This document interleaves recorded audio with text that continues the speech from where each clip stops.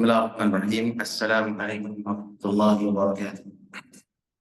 Alhamdulillah ala ihsani wa syukru lahu ala taufiqihi wa imtinani wa asyhadu an la ilaha illallah wahdahu la syarika lahu ta'ziman li sya'ni wa asyhadu anna Muhammadan abduhu wa rasuluhu da'i ila ridwani.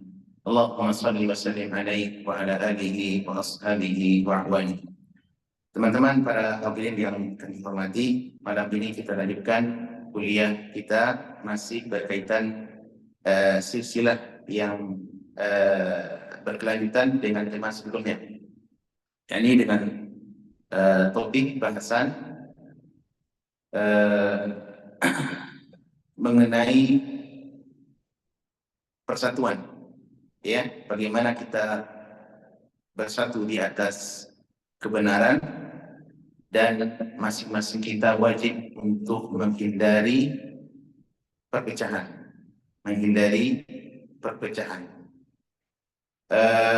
Di kelas sebelumnya kita sudah menjelaskan bahwasanya umat Islam itu adalah umat yang satu. Kenapa? Karena Rabb yang kita sembah satu, Nabi kita satu, dan kitab suci kita satu. Jadi umat ini adalah umat yang ummatan wahidah, umat yang bersatu. Dan persatuan, teman-teman, sangatlah penting untuk diwujudkan. Tapi sebelum panjang lebar kita membahas tentang persatuan, perlu kita berikan penekanan, stressing. Persatuan yang dimaksud di atas apa? Di atas apa kita bersatu? Bagaimana persatuan umat ini, persatuan umat Islam akan terwujud? Tidak ada jalan lain kecuali kita bersatu di atas kebenaran. Inilah yang disebut dengan persatuan. Ya, kita alhamdulillah teman-teman, umat ini tidak diikat di atas kesepakatan bersama atau atas nama organisasi dan perhimpunan, tidak. Ya, tidak diikat di atas organisasi dan perhimpunan, tidak pula di atas kelompok dan nama golongan. Akan tetapi kita disatukan oleh Allah Subhanahu wa taala di atas kalimat tauhid, syahadatu an la ilaha illallah wa anna Muhammadan Rasulullah. Ini dua kalimat yang sangat kokoh, kuat, yang menyatukan seluruh manusia di atas kalimat ini. Nah, siapa yang berada di atas kalimat ini, kemudian mereka memberikan hak-hak dan konsekuensinya, maka disebut mereka bersatu. Walaupun jumlah mereka sedikit, walaupun satu dengan yang lain tidak saling kenal, walaupun satu di timur, satu di utara, satu di selatan, satu di Korea, satu di Indonesia, satu di Eropa, satu di Arab Saudi, maka semua mereka disebut dengan umat yang bersatu karena persatuan mereka di atas fondasi yang kokoh. Ini yang kita maksud. Jadi bukan persatuan di atas himpunan, kesepakatan bersama, ya, perhimpunan, tidak. Persatuan di atas kebenaran. Ini yang kita maksud, teman-teman. Nah, hal ini sebenarnya yang Allah Subhanahu wa taala perintahkan dalam Al-Qur'an. Jadi tema kajian kita ini, ya, kita kaitkan dengan ayat Al-Qur'anul Karim. Allah berfirman dalam surah Al-Imran, "Wa'tasimu bihablillahi jami'an." Hendaklah kalian, wahai kaum muslimin, wahai umat Islam, hendaklah kalian berpegang teguh, bersatu dengan tali agama Allah. Hendaklah kalian berpegang teguh semuanya, bersatu di atas apa? Di atas hablullah, di atas tali agama Allah, ini Islam yang dibawa di atas, yang dibangun di atas petunjuk wahyu. Ini yang dimaksud oleh Allah SWT. Kemudian apa kata Allah setelahnya? Wala tafarraqu, dan janganlah kalian berpecah belah. Jangan kalian saling saling tuding menuding, bunuh-bunuhan, ya. Padahal kita sesama muslim. Padahal kita sesama muslim, tidak boleh kita bontok-bontokan. Ini yang Allah Subhanahu wa taala perintahkan kepada kita. Dan lawan daripada persatuan, teman-teman, adalah perpecahan. Satu, pecah. Persatuan dan perpecahan. Ini adalah kalau persatuan dipuji, ini yang diharapkan oleh Allah Subhanahu wa taala. Untuk itu Rasul diutus untuk apa? Menyatukan manusia di atas kebenaran. Maka kebalikannya, perpecahan justru itu yang dibenci oleh Allah dan Rasulnya. Kenapa? Karena dalam ayat ini Allah melarang kita untuk tidak berpecah belah. Namun meskipun demikian, yang namanya karakter, watak, tabiat asal manusia suka berpecah belah, suka berpecah belah. Allah Subhanahu wa taala, dan ini tidak kita pilih teman-teman, tabiat manusia itu suka berbeda. Tapi nanti kan ada perbedaan tuh, perbedaan dalam hal apa? Perbedaan dalam hal yang boleh, ranah perbedaan yang boleh kan kita untuk bervariasi, tapi juga ada perbedaan yang justru dibangun di atas hal yang dibenci. Kalau untuk ranah perbedaan yang normal, maksudnya yang diperbolehkan, boleh kita bervariasi, tanawun lah bahasa syariatnya, maka itu tidak mengapa. Ini bukan bahasa kita. Ranah kita adalah perbedaan yang dibenci. Perbedaan apa itu? Perbedaan dalam masalah pokok agama. Dalam masalah apa? Pokok-pokok agama. Sebagaimana firaq atau golongan-golongan yang sudah kita bahas di kelas sebelumnya. Ada kelompok-kelompok yang menyimpang yang nanti akan memiliki turunan masing-masing dari kelompok itu. Akan kita jelaskan insya Allah nanti di pertengahan. Hal ini tentang tabiat manusia, mereka suka bertikai teman-teman. Manusia itu suka berpecah belah. Sukanya itu apa? Gotoh-gotohan. Ini tabiat manusia. Mereka suka lari dari jalan kebenaran. Jalan tol sudah dibikin luas, di jalan yang lurus, jalan tol bersih, terang, tidak ada masalah, tidak ada macet. Tapi justru mereka suka ambil mana? Jalan-jalan menyimpang, jalan kiri, jalan kanan. Allah Subhanahu wa taala berfirman dalam ayat ini di surat Hud. Ya, dalam ayat walau syaa rabbuka laja'alan nasa ummatan wahidah. Andaikan Rabb engkau, andaikan Allah berkehendak, maka dia bisa saja menjadikan seluruh manusia itu di atas umat, menjadi umat yang satu, menjadi umat Islam, umat yang di atas hidayah. Kalau Allah berkehendak. Tapi sayangnya apa? Wala yazaluna mukhtalifin. Namun amat disayangkan manusia itu suka berpecah. Mereka suka bertikai satu dengan yang lain. Suka jalan kanan dan jalan ekstrem kiri. Jalan ekstrem kanan, jalan ekstrem kiri. Adapun jalan top mereka tinggalkan. Ini tabiat manusia. Kemudian kata Allah ditanya, illa man rahimahullah. Kecuali orang-orang yang dirahmati oleh Rabbmu. Walidzalika khalaqahum, dan untuk itu mereka diciptakan. Ya. Ayat ini teman-teman menjelaskan kepada kita bahwasanya manusia itu suka bertikai. Ya, mereka suka berpecah belah satu dengan apa? Dengan yang lain. Ya. Berpecah belah satu dengan yang lain. Kalau kita lihat penggalan ayat ini, walau sya'allah la ja'alan nas ummatan wahidah. Andaikan Allah berkehendak, maka Allah bisa saja menjadikan manusia itu semuanya di atas satu ketakwaan, satu umat, di atas Islam semuanya. Tidak ada Yahudi, tidak ada Nasrani, tidak ada Hindu, tidak ada Buddha, tidak ada ateis, dan misalnya. Semuanya taat. Bahkan bisa jadi mereka memiliki ketakwaan, kesalehan, seperti mana hatinya Nabi Muhammad SAW. Tidak ada Fir'aun, tidak ada Abu Lahab. Ya kan? Kalau Allah berkehendak. Tapi meskipun demikian, Allah ternyata tidak berkehendak. Dan ini memberikan indikasi kepada kita pemahaman bahwasanya ternyata Allah memang mentakdirkan, walaupun dia tidak suka, mentakdirkan. Apa yang ditakdirkan oleh Allah? Manusia itu berpecah belah. Ada yang muslim, ada yang kafir. Ada yang baik, ada yang jelek. Ada yang saleh, ada yang toleh. Ada yang ahli taat, ada yang ahli maksiat. Inilah manusia. Apa tujuannya teman-teman? Ada hikmah yang balighah. Ada tujuan rahasia yang sangat besar yang diketahui oleh Allah Subhanahu wa taala. Hikmah, teman-teman. Ada tujuan terbesar. Yang mungkin bagi sebagian orang yang mengandalkan akal, yang tidak dapat bimbingan oleh wahyu. Bahkan ini dalil yang digunakan oleh orang ateis. Mereka banyak menolak agama. Kenapa, Pak? Karena mereka melihat manusia itu ada yang baik, ada yang buruk. Ada yang baik dan ada yang buruk. Nah, kalau ada yang baik dan ada yang buruk, berarti tidak ada Tuhan dong. Kenapa? Sifatnya Tuhan itu selalu baik. Dan saya pernah dahulu berdiskusi lah ya, Pak, diskusi dengan salah seorang farmasi di satu market yang saya temukan di Alko ini. Dia ateis, ibunya Muslim, ayahnya Hindu, dan dia ateis. Dia kadang bertanya Islam. Jadi di antara hal yang pernah kita tanya kepada mereka di antara ateis itu, kenapa Anda tidak percaya dengan adanya Tuhan? Katanya adalah, gimana kita percaya Tuhan ada yang baik, ada yang buruk, ada gelap, ada terang. Kalau yang namanya Tuhan itu pasti keinginannya semuanya baik. Tak mungkin ada burung. Tuhan masa ada keinginannya burung? Tak mungkin. Ini menunjukkan nggak ada Tuhan. Berarti kehidupan ini berjalan sebagaimana mestinya. Berjalan sendirinya. Nggak ada yang mengatur. Nah, itu katanya. Nah, kita orang Islam tidak demikian iman kita. Apa yang kita yakini? Ada kebaikan dan ini dikehendaki oleh Allah. Ada keburukan juga di bawah kehendak Allah.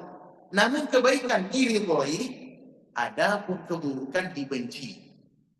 Kalau kita belajar takdir nanti ya, sedikit kita singgung takdir, kan ada namanya takdir kauniyah dan ada namanya takdir syar'iyah. Apa bedanya? Kalau kauniyah yakni takdir yang terjadi di alam semesta di mana kehendak Allah berlaku, tapi di sana tidak ada tidak ada berkaitan dengan dosa, dengan apa? Dengan maksiat. Tapi kalau takdir syar'iyah nanti dibagi kepada dua. Ada yang syar'iyah yang sifatnya dikehendaki oleh Allah dan Allah ridho di atasnya. Dan ada juga takdir yang dikehendaki oleh Allah tapi Allah membencinya. Jadi ridho oleh Allah apa? Lahirlah Nabi Muhammad SAW, diutus para nabi dan rasul. Ini takdir syar'iyah. Diridhoi oleh Allah keberadaannya. Tapi di saat yang sama Allah juga menakdirkan sesuatu di bawah kehendaknya. Ya, sesuatu yang jelek, namun kejelekan itu tujuannya diciptakan adalah untuk hikmah yang besar dan Allah tidak meridainya. Secara zatnya Allah tidak ridho. Contoh apa? Ciptakan iblis, ciptakannya neraka, diciptakannya musuh-musuh dakwah para nabi, diciptakannya ditumbuhkannya orang-orang yang suka membubarkan kajian, orang yang menyebarkan kesesatan. Ini kan takdir terjadi di bawah kehendak Allah, di bawah kehendak Allah. Tapi ingat, Allah tidak meridhoinya. Nah, sekarang pertanyaan teman, kalau ada yang mau tanya nih, dan ini penting pembahasan seperti ini. Kalau begitu, apa hikmah dan tujuan Allah menghendaki adanya kesesatan dan penyimpangan di muka bumi ini? Apa tujuannya, Pak? Apa tujuannya? Ada yang bisa jawab? Tujuannya adalah untuk mengetahui siapa di antara hamba Allah yang benar-benar menginginkan kebenaran. Itu tujuannya. Kemudian yang kedua, agar menjadi bahan ujian. Tujuannya sebagai ujian. Agar terpisah mana yang emas dan mana yang besi berkarat. Mana yang, kalau bahasa kita agar berbeda antara emas dan loyang. Agar berbeda mana yang emas, mana yang loyang. Mana orang yang jujur, mana orang yang asal-asalan. Itu tujuannya. Sehingga dengan sebab itu tahulah nanti mana yang muslim, mana yang non-muslim. Mana orang yang di atas petunjuk hidayah, mana orang yang di atas kesesatan. Itu tujuannya. Jadi bukan berarti Allah menciptakannya untuk keburukan, tidak. Secara zat kesesatan itu ada, buruk. Tetapi kehendak Allah kalau dilibatkan dengan itu, maka kita melihat baik. Apa tujuannya, Pak? Agar kita mengetahui mana orang yang di atas kebenaran, dan mana orang yang asal-asalan. Mayoritas manusia Pak pernah mengetahui ini, mereka frustasi dalam kehidupan. Frustasi mereka dalam kehidupan. Iya. Mereka tidak mau, karena tabiat kita manusia itu tidak diam. Benar atau tidak, Pak? Kita ingin makanya nih, Mas ini. Kita inginnya apa? Hidup tuh enjoy, ya kan?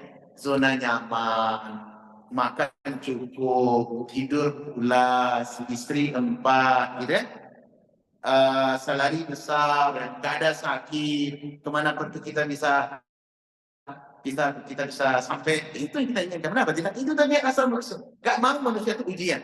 Tetapi Allah Rabbul Alamin menghendaki dalam kehidupan ini. Apa tujuannya? Agar kita diuji. Nah, salah satu ujian itu apa? Dengan adanya kesesatan, adanya jalan penyimpangan, dan ada jalan kebenaran. Allah berfirman, "Alladzi khalaqal mauta wal hayata liyabluwakum ayyukum ahsanu amala." Diciptakan kehidupan, diciptakan kematian.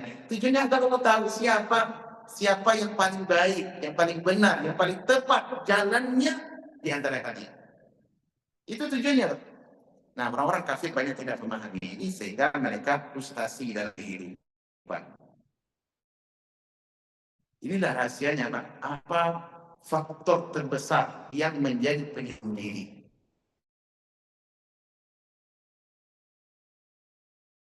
Ateis, agama Sinto, agama-agama non-Muslim, itu paling ekor di muka dunia ini. Walaupun ada itu tergantung di imannya. Tetapi yang banyak bunuh diri itu dalam catatan terjadi pada negara-negara yang mayoritas umatnya non-Muslim. Korea itu banyak bunuh diri. Kenapa? Frustasi. Ada hal-hal yang mereka inginkan itu adalah semuanya lancar, sesuai dengan target. Apa deadline, goal yang mereka inginkan harus tercapai. Ketika buntu, mereka mengakui atau dikenal lah, atau mereka juga merasa sebagai bangsa atau masyarakat dunia yang memiliki IQ di atas rata-rata. Kan gitu kan, Pak? Jepang IQ rata-ratanya tinggi itu, Korea. Sehingga mereka tuh apa yang mereka goalkan, yang mereka capai, apa yang mereka inginkan mesti terbelaku. Ketika mentok di satu perkara, mereka tidak ada yang namanya ujian. Mereka tidak paham dengan nilai ujian, Pak. Yang mereka rasakan apa? Kalau mentok ya sudah, berarti saya gagal bunuh diri. Banyak orang-orang Korea, orang Jepang itu mati bunuh diri, naik ke lantai atas. Padahal mungkin dia direktur apa gitu. Kenapa, Pak? Tidak ada amat. Nah, Islam tidak demikian. Islam diajarkan apa? Anda berusaha semaksimal mungkin. Ketika mentok, apa yang Allah hendaki kepada kita? Fa'idha farabta fansab. Apabila engkau telah melakukan suatu pekerjaan, maka Anda berusaha semaksimal mungkin melakukan pekerjaan yang lain. Wa ila rabbika farghab. Ingat mencipta. Setelah itu kepada Rabbmu engkau serahkan. Kepada Allah engkau serahkan dan engkau berpulang. Kalau tidak mampu ya sudah, inilah kemampuan saya. Manusia terbatas. Bukan ada Allah. Sehingga tidak ada namanya dalam konsep seorang muslim yang benar dan jujur keimanan dan cara beragamanya. Tidak ada yang namanya konsep frustasi yang lebih pada bunuh diri. Tapi kan banyak juga saudara-saudara muslimin, semoga Allah mengampuni dosa mereka, yang justru ketika berhadapan dengan masalah, mereka mencari jalan pintas. Apa itu jalan pintasnya, Pak?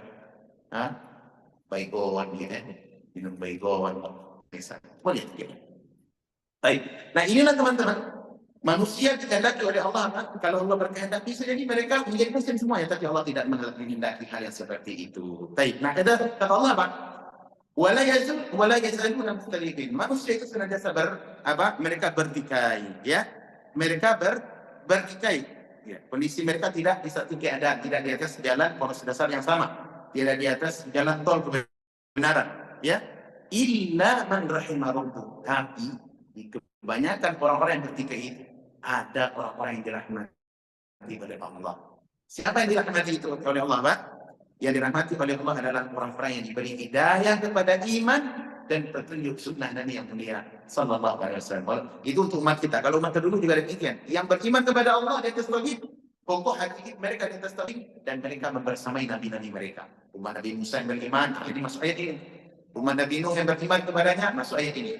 Ini orang yang ada di antara pertikaian atau kesesatan yang banyak itu, namun ada sekelompok manusia, walaupun jumlahnya minoritas, mereka di atas iman, mereka di atas hidayah, sabar di atas jalan itu sampai pun mereka.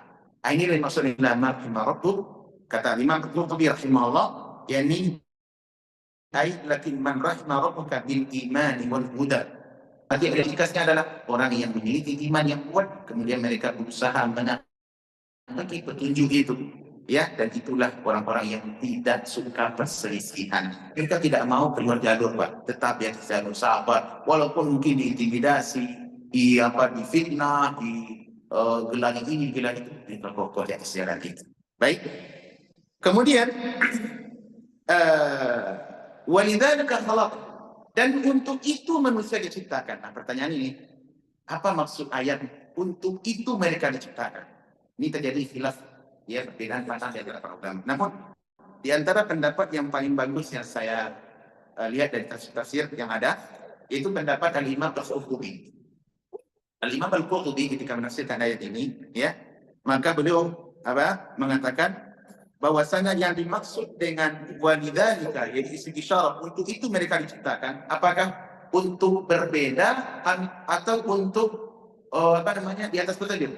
Maka Imam Qurtubi mengatakan, yakni manusia diciptakan itu tujuannya adalah untuk ada yang di atas petunjuk dan sekaligus ada yang menyimpang. Sehingga sehingga terjadilah pembeda atau pembeda antara mana orang yang cenderung kepada kebenaran dan mana orang yang cenderung di atas di atas kebatilan, ya? Di atas kebatilan. Baik, teman-teman yang terhormat dan kawan-kawan siapapun yang mendengarkan suara ini, persatuan itu orang yang bersatu di atas kebenaran, inilah insya Allah calon-calon penduduk surga. Ada orang yang berani keluar dari jalur kebenaran, maka orang ini sedang berada di tepi jurang kebinasaan. Di tepi jurang kebinasaan. Ya. Dan Allah melarang kita untuk berpecah, dibenci perpecahan itu. Allah berfirman, "Wala takunu minal musyrikin." Jangan kalian seperti orang-orang musyrik. Di mana orang musyrik itu kan dia suka berpecah belah. Dan orang musyrik itu, orang-orang musyrik, atau orang kafir semuanya, mereka itu berpecah belah agama mereka. Jadi jangan dikira orang Islam saja yang terdapat golongan-golongan yang banyak. Tidak, orang non-Muslim juga banyak. Iya, yang kita tahu saja secara umum Nasrani sebenarnya. Nasrani itu ada berpecah belah mereka. Ada Ortodoks, Kristen Ortodoks, ada Kristen Protestan yang sebelumnya Katolik. Itu kan di Roma itu terjadi permusuhan besar antara Katolik dengan Protestan.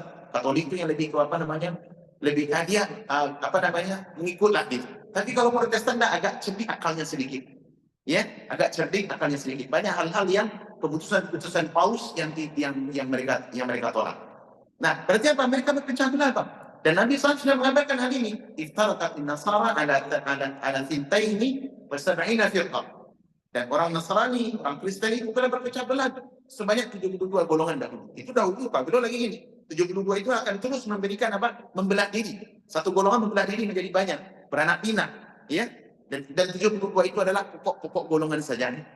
Nah, ini contoh orang kafir. Dan bikin pula orang musyrik Makkah dulu. Orang musyrik Makkah mereka gontok-gontokan juga, tidak satu. Kenapa? Karena mereka mengagungkan kepada Tuhan-Tuhan yang banyak.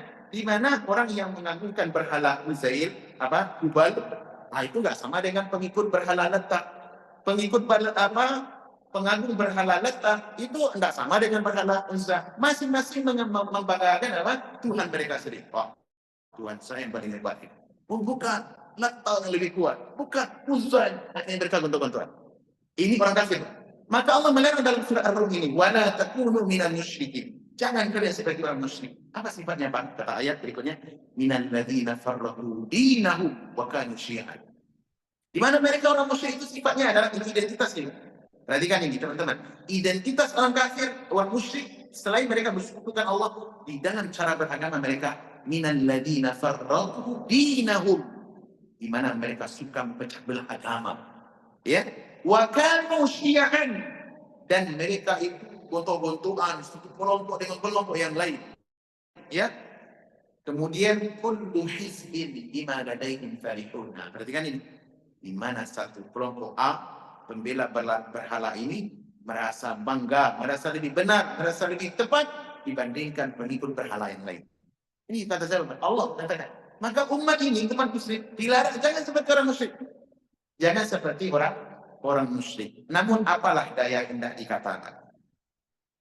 Ternyata Allah Subhanahu wa taala menghendaki terjadinya umat ini pasti berpecah belah. Ini tidak bisa dihindari. Kenapa? Sunnatullah yang pasti terjadi. Namun kalau begitu, Ustaz, apa tujuan awal? Apa tujuannya kita ini bahas seperti ini? Tujuannya adalah minimal satu, kita menjauhi perpecahan itu. Yang kedua, jangan memunculkan atau memunculkan sebab-sebab timbulnya fitnah perpecahan. Itu tujuannya, Pak. Satu, menjauhkan diri dari mereka yang berpecah belah. Yang kedua, jangan kita menjadi sebab memunculkan api perpecahan dan permusuhan di tengah umat. Ini tujuannya. Saya dipahami, teman-teman? Iya. Nah, dengan demikian, maka kita pahami, teman-teman, bahwasanya Allah Subhanahu wa taala ternyata menghendaki. Nanti kita lihat dalilnya. Allah menghendaki umat ini pasti berpecah belah. Dan mungkin tidak, Pak. Dan yang berpecah belah itu mereka berada di tepi bahaya yang besar. Di tepi bahaya yang besar. Karena Nabi SAW ketika menyebutkan tentang umat ini, wa sataftariju hadhihi ummah, dan umat ini akan berpecah belah. Berpecah belah dalam hal apa? Dalam perkara cabang fikih, atau suruh agama. Yang dimaksud dengan Nabi SAW adalah masalah-masalah akidah, masalah-masalah yang besar. Gimana kalau orang keluar dari jalur mengambil salah satu cabang yang 73 tadi, 72 tadi, maka dipastikan mereka terancam jurang kehancuran. Ya, apa kata Nabi? Akan terpecah umat ini sebanyak 73 golongan. Kulluhum finnar. Ancamannya semua mereka terancam masuk neraka. Illa wahidan, kecuali satu golongan saja. Siapa itu? Kata para sahabat, ya Rasulullah, siapa mereka yang mereka yang selamat itu? Perhatikan Pak jawaban Nabi. Ini bentuk cerdasnya Nabi dalam menjawab. Nabi, ketika Nabi ditanya, ya Rasulullah, siapa orang yang selamat itu? Kelompok mana kan 73 tadi? 73. 72 terancam kebinasaan, yang satu tidak. Nah, ketika sahabat tanya, ya Rasulullah, manhu? Siapa mereka? Nabi menjawab dengan sifat, dengan karakter, dengan ciri khas, bukan dengan satu kelompok tertentu. Coba kalau satu kelompok tertentu Pak disebutkan, oh kelompok fulan, gitu. Pasti semua orang akan bikin kelompok sama, namanya sama. Kenapa tidak? Tapi Nabi menjawab tidak. Apa kata Nabi? Makana alaihi yauma wa ashabi. Orang yang selamat itu dari umatku adalah ketika terjadi fitnah, kegoncangan yang banyak, penyimpangan yang beragam, bervariasi. Yang selamat itu hanya satu. Siapa? Makana alaihi yauma wa ashabi. Itu orang yang masih konsisten, berupaya semaksimal mungkin untuk mengikuti cara beragama yang aku bawa hari ini dan yang difahami oleh para sahabat. Ini kata kunci. Jadi Nabi menyebutkan menyebutkan kelompok tidak? Nabi tidak sebutkan kelompok. Coba kalau disebutkan kelompok umpama Ahmadiyah, nanti selamat nanti. Pasti semua orang bikin apa? Kelompok namanya Ahmadiyah. Tapi kalau di kelompok diberikan nama kelompok, disebutkan sifat oleh Nabi, ini gampang kita mencari. Si fulan ini lurus agamanya. Lihat, benar tak dia mengikuti sunnah? Kalau mengikuti sunnah, lihat apakah Nabi, apakah para sahabat memahami seperti itu. Kalau ada terjadi umpama nih, pertikaian yang besar di antara kita dalam masalah besar. Contoh, apakah Al-Quran itu makhluk atau tidak? Ini perkara besar. Nah, bagaimana kita mengetahui yang benar dan salah? Lihat, Nabi mengatakan apa? Para sahabat mengatakan apa? Kalau umpama tidak mengatakan itu, dan sahabat tidak pula memahami demikian, maka dipastikan yang benar yang mana? Yang benar yang A, yang salah yang B. Gampang. Yang Nabi sebutkan karakter, sifat, bukan nama kelompok. Coba kalau nama kelompok disebutkan, Pak. Orang aja nama organisasi bisa jadi kelas agama, berarti benar tidak? Kayak kita di Indonesia. NU dan Persis itu, NU, Persis, Muhammadiyah, itu kan organisasi, Pak. Yang awalnya bergerak di bidang sosial dan dakwah, pendidikan. Tapi belakangan, justru dipahami oleh para pengikut yang intimat kepadanya, dijadikan sebagai seakan-akan agama. Iya, seakan-akan apa? Agama. NU kita. Saya ini mau berarti kita tidak sepaham. Coba segitunya, Bang. Iya, masalah-masalah yang cabang yang harusnya kita bisa berlapang dada di situ, tapi ya kita seakan-akan pokok. Apa contohnya? Masalah bismillah sir berjahar. Itu kan ciri khas tuh. Yang dalam ranah ibadah, dalam ranah fikih itu bagian khilaf atau perbedaan yang boleh kita berlapang dada di situ. Bapak kalau baca bismillah jahar, saya baca sir, saya tidak boleh salahkan Bapak. Ya. Kenapa? Ini tanawwu perbedaan yang sudah lama dulu. Allah tidak membenci perbedaan ini. Iya. Tapi justru bagi orang yang sudah paham, ini jadikan apa? Standarisasi. Fulan kalau sir, itu baru dia terus benar. Kalau yang jahar bismillahnya, salah. Kenapa tidak sekelompok dengan saya? Tidak satu organisasi. Kalau memang berbeda. Sampai ada yang katakan sebagian asatidz, orang apa? Orang NU umroh atau haji ke Mekah ketika dasar Masjidil Haram kan, seperti Imam Sudais kalau jadi imam baca bismillahnya kan, alhamdulillah ya, bismillahnya sir. Alhamdulillah. Tapi kita apa kata yang menunjukkan, di sini ternyata imamnya Muhammadiyah ya. Selesai itunya, Pak. Berarti apa? Standarisasinya organisasi. Padahal ini ranah khilaf yang boleh kita berlapang dada, nggak boleh caci yang lagi. Nanti insya Allah ada bahasanya di kelas berikutnya. Nah, terus kalau begitu, mereka di khilaf yang benar-benar mereka tidak boleh kita berbeda. Nah, mereka tuh justru mereka di sana perbedaan yang tidak boleh kita berbeda di sana. Ya, tentu apa? Boleh kita meminta kepada Allah harus melalui kuburan. Itu kan perbedaan besar itu, Pak. Tidak kecil. Perbedaan Allah ada di atas arasy dan Allah ada di mana-mana. Itu bukan perbedaan kecil, Pak. Perbedaan besar. Kalau difahami Allah ada di mana-mana, turunannya banyak nanti. Aliran-aliran yang meyakini segala sesuatu bisa menjadi Tuhan. Ini turunan ini, Pak. Bagi turunan. Perkara besar. Kalau berbeda kita dalam ini, pecah kita umat. Pecah kita umat ini. Nah, Nabi SAW menyebutkan orang yang benar, sifatnya apa tadi? Maka alaihi yauma washabi. Siapa saja yang mengikuti cara beragama hari ini. Jadi ketika Nabi masih hidup, dan apa yang dipahami oleh para sahabat. Kenapa, Bang? Seakan-akan Nabi memberi sinyalir. Kalau Nabi sudah wafat, akan terjadi perpecahan yang besar di tengah umat. Benar tidak? Terjadi. Umar radhiyallahu anhu meninggal dunia. Jangankan apa? Nabi saja meninggal dunia, terjadi perpecahan yang besar. Apa itu? Apa itu perpecahannya? Fitnahnya keluar nabi-nabi palsu. Walaupun Mas Nabi sudah. Tapi Nabi meninggal dunia, fitnah besar keluar nabi-nabi palsu. Banyak ngaku Nabi. Muhammad meninggal. Saya Nabi lagi. Yang kedua apa fitnahnya? Orang Badui yang masuk Islam dahulu mungkin dikasih harta atau apa, Nabi meninggal murtad mereka. Sehingga Abu Bakar harus memerangi kaum murtadin. Dan ada orang yang tidak mau membayar zakat, akhirnya diperangi oleh Abu Bakar As-Siddiq radhiyallahu anhu. Nah, ini menunjukkan apa? Nabi wafat, fitnah terjadi. Fitnah terjadi. Nah, oleh karena itu teman-teman, sebagai muslim, kita wajib untuk menjaga persatuan. Persatuan di atas apa? Di atas kebenaran. Pertanyaannya, apa standar kebenaran? Apa standar kebenaran? Kebenaran itu standarnya ada 3. Kebenaran yang masalah pokok ya, perlu digarisbawahi karena ada sebagian orang keliru memahami. Kalau sudah berbicara masalah kebenaran, ente paling benar yang lain salah. Tidak, kita lihat dulu kebenaran masalah lain. Kalau kebenaran itu kan ada 2. Ada kebenaran yang solid, yang dimana umat tak boleh berpecah belah dalam itu.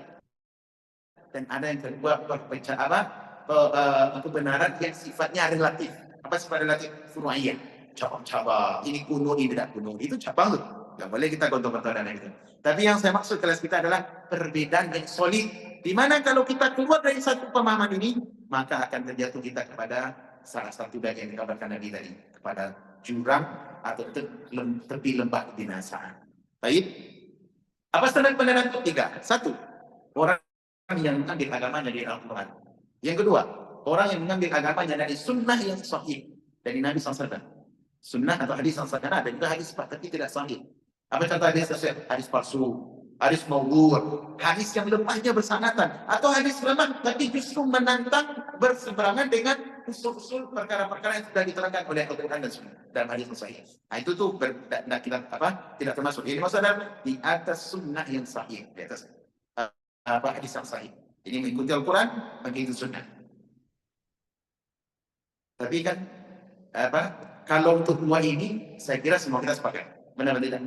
Maka seluruh aliran-aliran yang ada bercokol dalam Islam ini, yang memberikan nisbat penamaan mereka atas nama Islam, dan mereka berjuang katanya untuk membela Islam, semuanya sepakat atas 2 ini. Benar tidak? Sedikit dari yang tidak sepakat. Contoh seperti orang Quraniyun, itu tidak sepakat dengan hadis, Pak. Mereka sepakatnya dengan apa? Dengan Quran saja. Kalau Quran mengatakan haram, haram.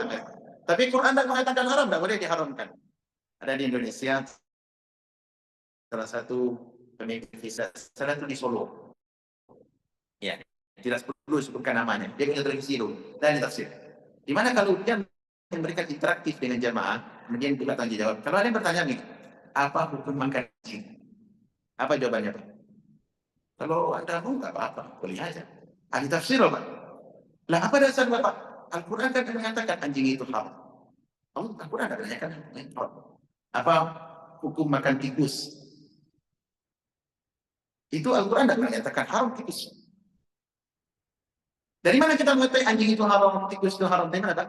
Dari hadis. Jadi apa yang kita haramkan, Al-Quran diharamkan. Tapi kalau Al-Quran tidak mengharamkan, kita tidak boleh haramkan. Al-Quraniyun namanya. Dan ini mustahil. Dan ini bentuk penyimpangan dalam agama. Nanti kita lihat poros dan sumbernya. Nah, kalau Al-Quran dan Sunnah, yang mayoritas rata-rata itu Al-Quran dan Sunnah disepakati. Kata kaum yang menyimpang sekali. Nah, yang menjadi titik perbedaan untuk membedakan satu dengan lain, kunci yang ketiga ini, Pak. Sumber yang ketiga ini, masadir yang ketiga. Apa itu? Harus sesuai atau mengikuti apa yang dipakai dan difahami yang ini pada para sahabat. Ini kan kata kunci, Pak. Kata kunci. Al-Quran dan Sunnah semua orang mengaku di atas itu. Tapi di Iran bertikai, kita orang-orang Iman, mereka berada di Quran dan Sunnah. Coba, kemarin kita kan sudah bahas di kelas sebelumnya, bahwasanya bagaimana sejarah kelompok menyimpang itu kembalikan kepada 6 kemudian kan? Kepada 6 apa itu? Keluarnya Khawarij, Haruriyah di masa Ali bin Abi Thalib. Yang kedua, munculnya Syiah masih di masa Ali bin Abi Thalib, ya kan? Yang ketiga apa? Munculnya Qadariyah di akhir masa Umar, masa Umar, masa akhir sahabat. Yang keempat apa? Munculnya Jahmiyah. Kemudian nanti turun-turunnya ke bawah Mu'tazilah, Jabariyah, dan seterusnya.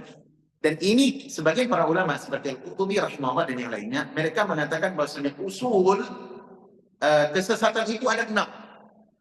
Usul kesesatan itu dalam Islam ya, dalam Islam itu ada 6. Yang disebutkan oleh Al-Qurtubi ada 6. Ketika beliau menafsirkan firman Allah di surah Al-Imran ayat 103, wa'tasimu bihablillahi jami'an wa la tafarraqu. Nah, Al-Qurtubi bagus tafsir ini, Pak. Bahkan belum merinci, belum menukilkan dari Imam Ibnu Jauzi rahimahullah. Di mana para ulama menetapkan bahwasanya siapa 73 golongan tadi, satu yang selamat, 72 tidak. Siapa yang 72 ini?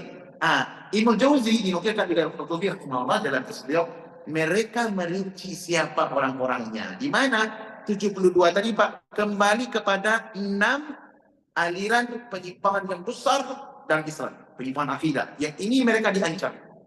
Ya, mereka diancam dalam hal ini. Mari saya bacakan tafsirnya di tafsir Al-Imam Al-Qurtubi. Apa kata beliau?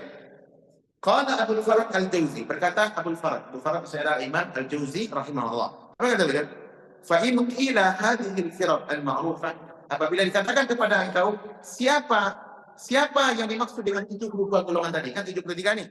Satu selamat, 72 terancam masuk neraka. Siapa 72 itu? Maka kata beliau, fal jawabu anna na'rifu al-iftiraqa wa usul al-firaqi wa anna kulla ta'ifatin min al-firaqi in qasamat ila firaq.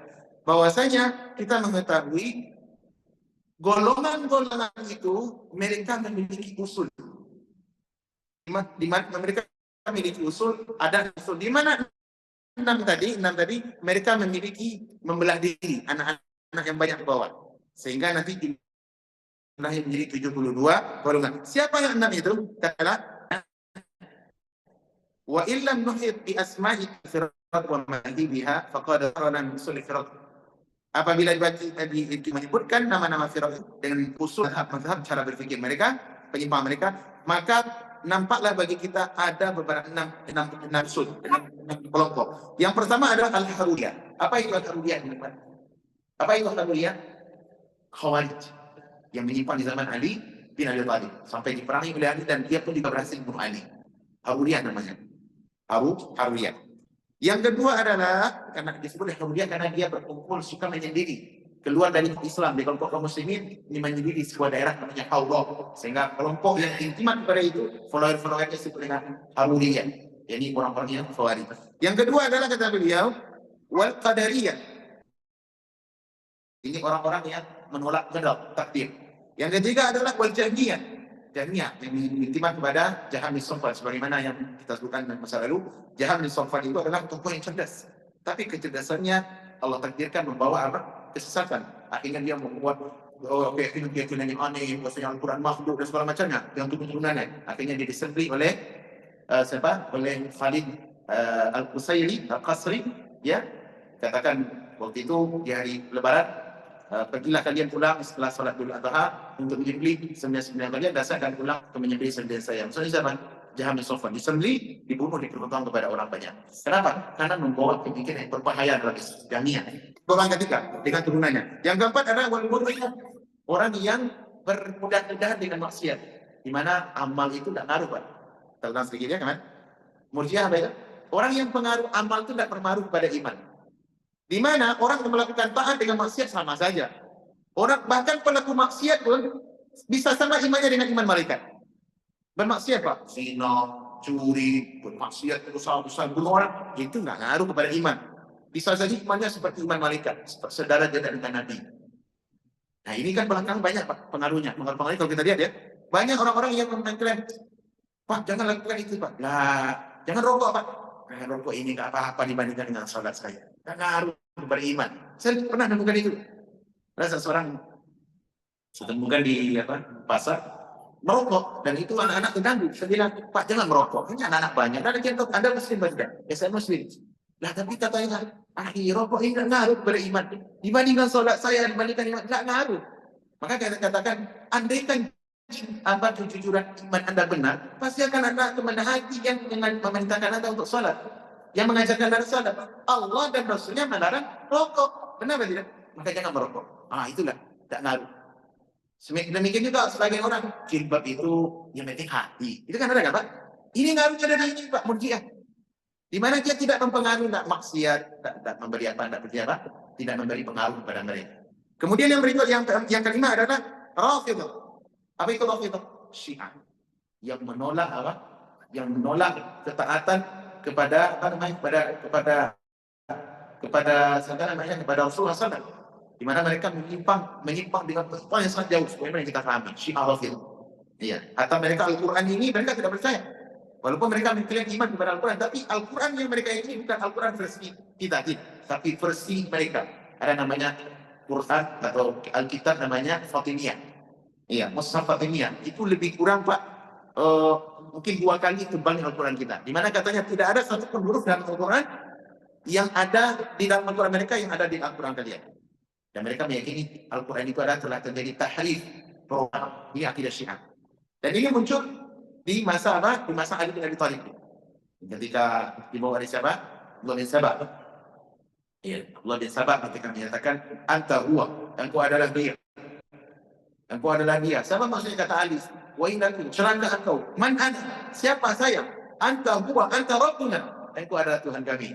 Maka Ali marah, ya, disebutkan oleh Mengkafir dalam kitab Bidayah, kata beliau, kata Ali bin Abi Thalib, dia marah, ya, falamma ra'aitu al-amra munkar, ketika saya melihat penyimpangan yang munkar yang besar, jahiztu nari wa da'utu kubura, maka saya siapkan kayu bakar, kemudian saya panggil orang petugas saya yang membakar api. Dinyalakan api besar dari Ali, ditangkap satu persatu itu pembelah Rafidhah dan dibakar oleh Ali bin Abi Thalib.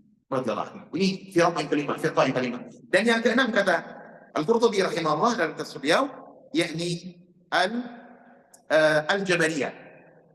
Al-Jabariyah. Apa itu Al-Jabariyah? Yakni kelompok yang yang mereka menyatakan bahwasanya kita itu tidak full ditakdirkan oleh Allah, dipaksa oleh Allah, hidup ini dipaksa oleh Allah. Allah dia menafikan perbuatan makhluk, kehendak dan keinginan kita. Tapi semuanya Allah, apa-apa Allah. Sampai-sampai maksiat, kalau Anda bermaksiat berarti Allah berkehendak dari situ. Zina, Allah akan berkehendak. Saya ini sebenarnya tidak ada niat zina. Tapi kenapa? Allah berkehendak. Saya mencuri. Kenapa Anda mencuri? Ya Allah berkehendak mencuri. Dan ini sudah terjadi di zaman Umar dulu, Pak. Ada orang mencuri. Di zaman Umar bin Khattab. Ditanya oleh Umar ke sini, kenapa Anda mencuri? Karena mencuri masa itu potongan, Pak. Kalau sampai dengan rubuh dirham, sepertiga dirham, atau dengan batasan yang ditetapkan dan fikih, mencuri dengan sebatas melebihi daripada itu batas 5 wajib potongan.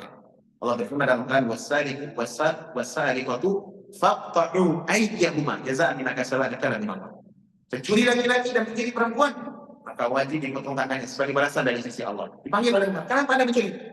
Wahai Amirul Mukminin, saya mencuri ini Allah yang berkehendak. Saya ada rasanya saya. Allah takdirkan gimana? Ini pengaruh Jabariyah. Apa jawaban Umar? Baiklah kalau begitu, Allah juga menakdirkan saya untuk memotong tangan Anda. Dipotong tangannya oleh Umar. Nah ini juga sama, ada enggak pengaruh gaya-gaya berpikir seperti ini di zaman ini, Pak? Banyak sekali. Mereka bermaksiat. Saya ini kan bermaksiat itu kehendak Allah. Itu. Kenapa Anda mengambil pekerjaan sebagai pezina atau menjual kehormatan? Ya, gimana lagi? Allah sudah takdirkan saya seperti itu. Benar betul. Ada nggak seperti itu? Ada. Muslim tidak demikian, Ahlussunnah tidak demikian. Mereka mengagungkan kehendak Allah, tapi mereka tidak menafikan perbuatan kehendak mereka. Kenapa? Karena kita manusia diberikan keinginan, kehendak, iradah oleh Allah tadi. Nih, ada air di depan saya. Saya mau minum, tadi minum, ada kehendak di hadapan saya. Benar betul? Diberikan setiap kita diberikan iradah, kebaikan, keburukan. Mau ke kanan, mau ke kiri. Mau makan atau tidak makan. Diberikan kehendak oleh Allah. Apa dasarnya? Dalam surah Asy-Rahman, fa'alhamaha fujuraha wa taqwaha. Dan Allah benar-benar mengilhamkan, memberikan kepada setiap orang itu kecenderungan untuk berbuat taat, ketakwaan, dan cenderung untuk berbuat maksiat dan penyimpangan. Namun kata Allah pasal itu, qad aflaha man zakkaha. Tapi ingat, beruntung orang-orang yang mensucikan diri, yang menempuh jalan yang benar, menghindari maksiat. Wa qad khaba man dassaha. Tapi alamat celaka, alamat rugi, alamat hina orang-orang yang cenderung untuk mengotori jiwanya dengan hal yang maksiat. Berarti ada Bapak, kita mengetahui kehendak Allah itu di atas segala-galanya. Kalau berlaku kebaikan, maka ini adalah ada kehendak, tapi Allah yang menghendaki. Allah ridho di atas. Tapi kalau terjadi kemaksiatan, kesalahan, maka tidak boleh kita katakan Allah berkehendak, boleh. Untuk keburukan tidak disebabkan kepada Allah SWT. Ya, wal khairu kulluhu fi yadayhi wasyarru laisa ilaik. Dalam satu doa yang ada di salamnya, semua kebaikan itu ya dipulangkan kepada Allah. Tapi kalau keburukan tidak dinisbahkan kepada engkau. Ingat teman-teman, keburukan itu diciptakan Allah secara zat buruk, tapi untuk berbuat itu buruk. Ada babi, ada narkoba, ada Fir'aun, ada iblis. Ini zatnya jelek, teman. Allah ciptakan, dia Allah yang ciptakan. Secara zat, ada orang berzina, ada orang merampok, ada yang membunuh, ada zionis. Itu secara zat jelek, buruk itu. Tetapi Allah menciptakan itu, apakah buruk? Tidak. Apa tujuannya tadi? Sebagai ujian untuk mengangkat derajat dan meraih ketinggian bagi orang-orang yang beriman. Kenapa, Pak? Karena prestasi yang diraih setelah usaha matang, setelah upaya maksimal peras keringat, banting tulang, itu tidak sama dengan warisan saja, Pak. Benar tidak? Benar tidak? Ada orang diberikan warisan kaya dengan warisan, dengan kaya dengan hasil perjuangan, mana yang lebih hebat? Perjuangan tidak sama. Itu di mata kita, apalagi di mata Allah SWT. Oleh karenanya, negeri ini negeri ujian. Nabi Adam alaihissalam ketika diciptakan pertama kali oleh Allah, di mana dia tinggal? Di dalam surga. Di dalam surga. Tapi Allah berkehendak baik. Apa yang Allah kehendaki? Dia diuji oleh Allah dengan syajarah, sebuah pohon yang terlarang, yang dinamakan oleh iblis dengan syajaratul khuldi, pohon yang mengekalkan. Siapa makan pohon itu bakal langsung. Tapi akhirnya Adam kalah. Adam ditakdirkan apa? Mesti memakan pohon khuldi. Apa tujuannya, Pak? Untuk menjalani proses ujian di dunia ini. Hasilnya apa? Adam akan diberikan oleh Allah derajat yang tinggi, bahkan surga yang lebih hebat daripada surga yang pernah ditinggali. Kata para ulama, Adam ketika pertama sekali masuk surga itu pemberian dari Allah. Pemberian dari Allah. Tidak ada ujian. Adam langsung diciptakan, masuk surga. Tidak ada ujian. Tapi Adam telah menjalani sulit, susah, musibah, marah bahaya yang ada di muka bumi ini. Wafat beliau langsung mendapatkan surga yang lebih tinggi. Nah, surga Allah ciptakan itu kan terus berkembang, terus besar, terus meluas, dan nikmatnya terus ditajaddad, ya, terus diupdate, diperbaharui setiap waktu oleh Allah SWT.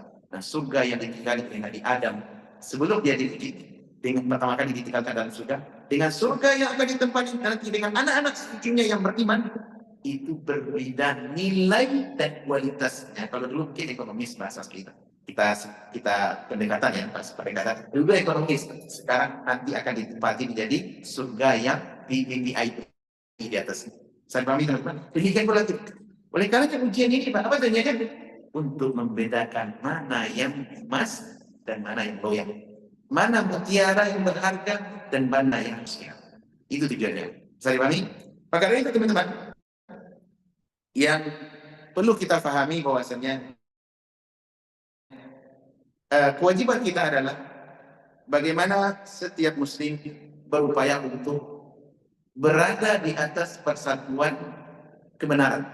Kita bersatu di atas kebenaran. Walaupun kita tidak diikuti di bawah sebuah payung organisasi, yayasan, organisasi, kelompok, penamaan, tak perlu ikutan itu. Tapi selama kita berada di atas kebenaran, tidak kita lurus, kita tidak menyimpang dari pemahaman para sahabat, ya, maka orang seperti disebut mereka sedang membangun sebuah persatuan di dalam Islam. Ya. Allah bin Mas'ud, sahabat yang mulia, ketika ditanya kepada beliau tentang apa kebenaran, apa itu orang yang disebut dengan bersatu di atas kebenaran? Apakah mesti sekelompok orang? Yang dimaksud dengan al-jamaah. Al-jamaah itu apa? Kalau bahasa kita orang Nusantara jamaah apa artinya? Salat berjamaah. Berarti salat yang lebih dari satu orang. Salat berjamaah. Tapi ketika Abdullah bin Mas'ud memberikan komentar tentang mana al-jamaah, mana al-jamaah? Karena istilah ahlu sunnati wal jamaati. Ahlu sunnah, orang yang membersamai sunnah di setiap ini kehidupannya. Dari perkara besar sampai perkara kecil. Lumayan. Perkara pokoknya diambil dari sunnah yang sahih. Kemudian yang kedua, wal jamaah, dan mereka membersamai al-jamaah. Apa itu al-jamaah? Allah bin Mas'ud mengatakan, perhatikan ya, catat nih kalau bisa. Kata beliau, Allah bin Mas'ud mengatakan, al-jama'atu ma wafaqal haqqa wa in kunta wahdak. Yang dikatakan jamaah bukan banyak orang, tapi segala sesuatu yang membersamai kebenaran. Walaupun Anda satu pengamal yang menganutnya, yang mengamalkannya, yang memahami. Walaupun satu yang memahami, kita sendiri aja Pak, ada. Pemahaman di komunitas kita semuanya orang-orang yang menyimpang, orang-orang yang menyimpang, apa namanya, suka ke kuburan, yang menyimpang kuburan. Bukan ziarah ya, ziarah itu benar, ziarah kita kesunnahan. Yang menyimpang kuburan, bikin kuburan palsu, bersolawat, ya apa namanya, berkasidah-kasidah di kuburan, ya. Orang-orang yang menyimpang ajaran-ajaran tarikat-tarikat sufi yang berbahaya, yang menyimpang. Walaupun komunitas kita itu, tapi kita berusaha membersamai kebenaran. Maka kita dikatakan sebagai orang yang berada di atas jamaah. Di atas apa? Persatuan. Jadi bukan jamaah yang dimaksud bahas banyak orang. Karena difahami dengan bahasa detail seperti itu, akhirnya banyak yang bikin apa? Bikin jamaah. Bikin jamaah A, jamaah B. Benar, banyak Pak. Coba di negeri kita. Betul ya, di negeri kita. Banyak sekali menjamur jamaah di jamaah. Jamaah di jamaah menjamur. Menjamur. Iya. Dari mana itu asalnya? Ya tidak keluar, tentu tidak keluar dari mana? Dari 6 kelompok yang menyimpang tadi. Ya. Jamaah apa namanya? Jamaah di Indonesia kan macam-macam terkenal itu yang bikin gerakan bawah tanah. Kemarin yang di apa itu? NNI, apa itu? NII ya? Apa istilahnya? Itu yang di pemimpinnya dipenjarakan pada namanya Zaitun itu apa namanya? Apa? Si Bang Panji Gumilang. Itu kan MI itu Pak. Orang yang memiliki jamaah di dalam jamaah. Mereka ini membuat negara sendiri. Iya. Padahal penyimpanan satu asalnya, porosnya yang besar. Akhirnya menurun ke bawah, banyak hal-hal yang dilakukannya. Iya, itu dia. Jamaah sampai membaikan kepadanya. Dan itu di negeri kita Pak menjamur. Mulai dari perdesaan, di kampung-kampung, desa-desa, penegarian, sampai kecamatan, kota, provinsi, sampai ke apa negara. Itu mencampur di mana-mana. Di daerah saya saja, ini kesaksian ini. Di daerah saya banyak jamaah-jamaah seperti itu. Masing-masing kiai bikin jamaah sendiri. Bukan jamaah seperti kita mengajarkan agama, tidak harus terikat dengan kita, tidak harus terikat dengan ustaz tertentu. Silakan kita belajar di sini kebenaran. Saya salah, Anda koreksi. Saya benar. Kita pakai bersama. Tidak harus Anda mengambil ini dari saya saja, ambil dari ustaz kita yang lain. Gampang kan? Ini dari jamaah yang mesti diikat. Bahkan ada apa namanya, bayat, kesepakatan, perjanjian, perjanjian setia. Dimana kalau keluar dari perjanjian itu, maka mereka dikatakan masuk neraka. Tapi kalau ikut, pasti masuk surga. Itu banyak di negeri kita. Ya, kalau skala besar yang baru-baru ini muncul, siapa itu? Dibikin apa? Kelas itu. Ya, Sinterklas apa? Sinterklas apa? Santa Claus itu. Itu kan aneh itu Pak. Dan mereka yang menyatakan sendiri mesti ikut Abah Aus. Mesti ikut dia, kalau tidak bisa masuk surga. Sampai dia menyatakan nggak boleh mendoakan saudara kita di Palestina, itu dia tuh. Dia tuh. Kemudian apa namanya, haji tidak harus ke Mekah.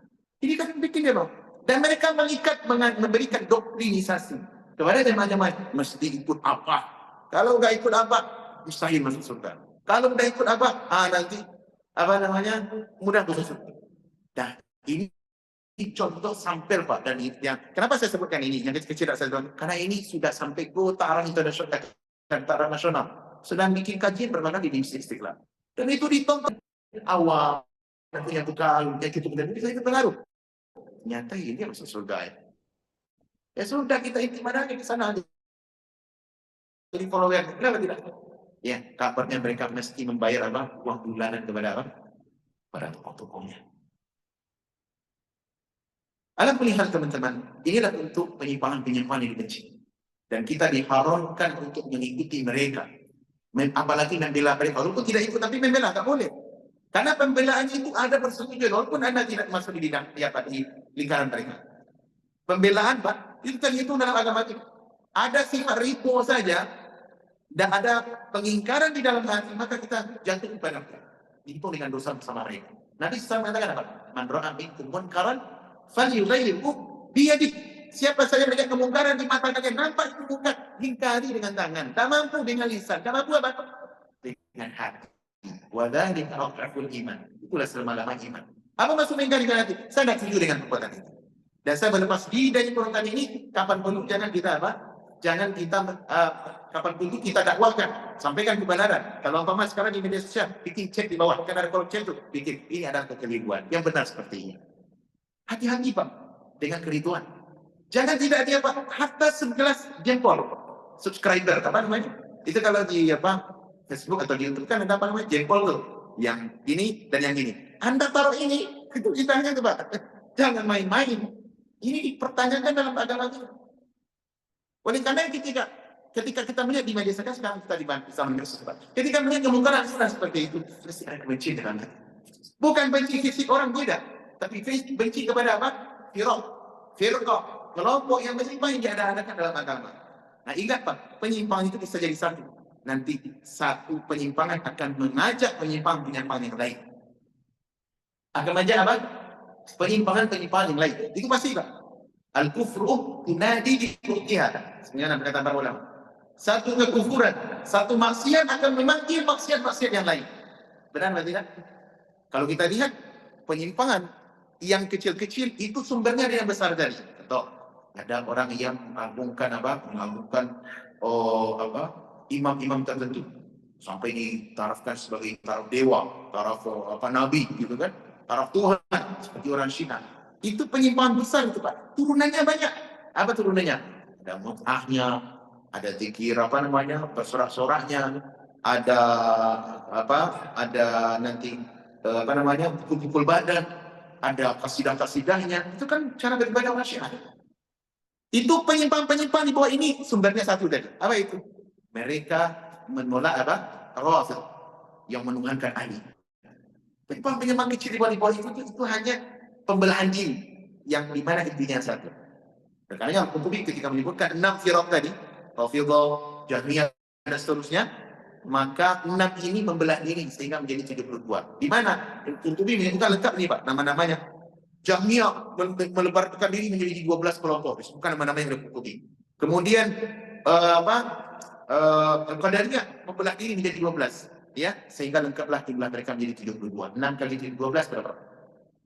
Nabi kami bilang tadi, 73 kalau umat ini akan terbelah. Satu selamat, 72 yang diancam api neraka. 72 itu siapa? Disebutkan oleh Qurtubi rahimahullah dengan detail.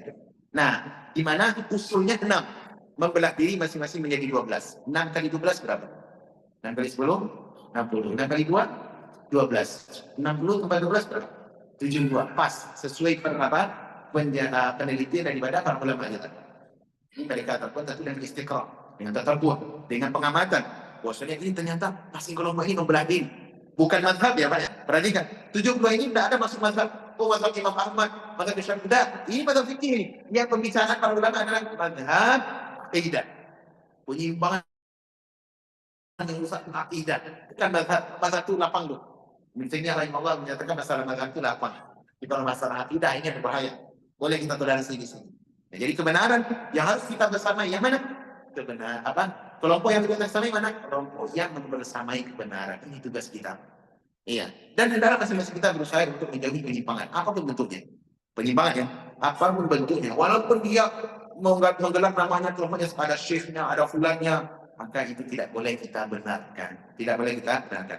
Insya Allah teman-teman, karena waktu yang membatasi, besok akan kita bahas apa sebab-sebab penyimpangan.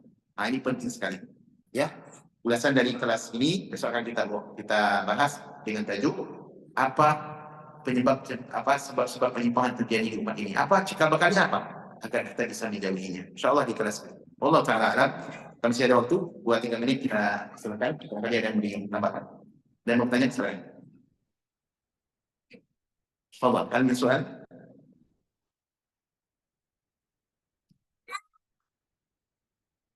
Ada pertanyaan lagi? Anak-anak muda? Bisa dipahami ya? Pertanyaan? Kemudian bisa dipahami? Semoga Allah Subhanahu Wa Taala memberikan kecenderungan hati kita kepada kebenaran dan mudah-mudahan Dia berkenan menetapkan hati kita di atas jalan yang dibawa oleh Rasulullah dan para sahabat radhiyallahu anhum, sehingga kita wafat di atas sunnah, di atas jalan sunnah Nabi Sallallahu Alaihi Wasallam, dan semoga Allah memperbaiki keadaan umat ini. Walaupun perpecahan sesungguhnya tidak bisa terkendali, namun minimal kita mesti berupaya semaksimal mungkin untuk mendamaikan diri. Kenapa? Karena orang yang bahagia, kata Nabi SAW, Inna sa'ida liman junibal fitan. Sesungguhnya orang yang bahagia, orang yang beruntung itu adalah orang yang menjauhi fitnah, menjauhi penyimpangan-penyimpangan, walaupun mereka sedikit. Dan jangan tertipu dengan jumlah yang banyak, karena kebenaran tidak mesti diukur dengan angka mayoritas. Ya, tidak diukur dengan angka mayoritas. Demikian, semoga bermanfaat. Sallallahu alaihi ala nabiyina Muhammad wa ala alihi wa ashabihi ajma'in. Wassalamualaikum warahmatullahi wabarakatuh.